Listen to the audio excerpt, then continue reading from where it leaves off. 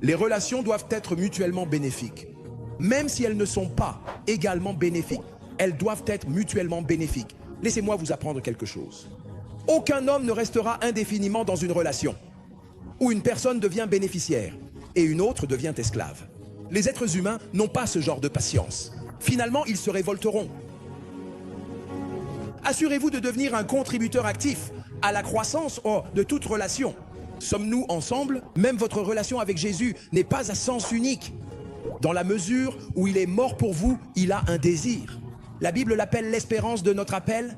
L'espérance de notre appel à atteindre la maturité et la filiation.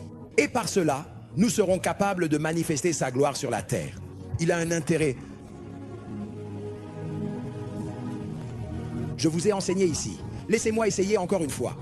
Si vous ne pouvez pas apporter de la valeur, que contribuez-vous? Honneur et gratitude. Répétez après moi. Honneur et gratitude. Chaque fois que vous ne pouvez pas apporter de la valeur, parce qu'il y a des gens, honnêtement, il n'y a rien de physique que vous puissiez leur ajouter.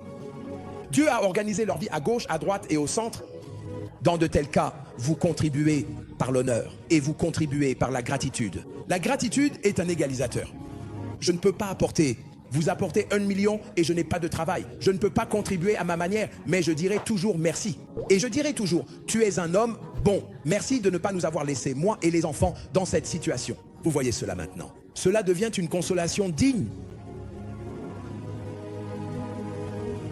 Ne soyez pas parasitaire dans votre relation. Ne soyez pas parasitaire du tout. La personne vous donne toujours de l'argent. Un jour, apportez un panier de fruits, peu importe sa taille. Même si vous savez que la personne ne le prendra pas, vous l'apportez et dites, c'est juste pour vous apprécier sincèrement. Et eux, allez pratiquer cela et voyez ce qui vous arrive. Je vous ai déjà donné cela comme devoir et beaucoup de gens reviennent avec des témoignages. Essayez de faire cela pour votre patron et voyez. Éliminez les sentiments. Et vous ne le faites pas juste pour les appâter. Les gens savent quand vous faites semblant, mais ils savent quand cela vient sincèrement de votre cœur. Si vous ne pouvez pas le faire avec cela, pourquoi ne pas le faire avec un message? Composez un joli message. Ou demandez à quelqu'un de vous aider à en composer un qui reflète la profondeur de votre gratitude.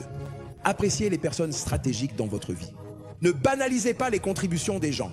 Je le fais pour les leaders, je le fais pour les travailleurs.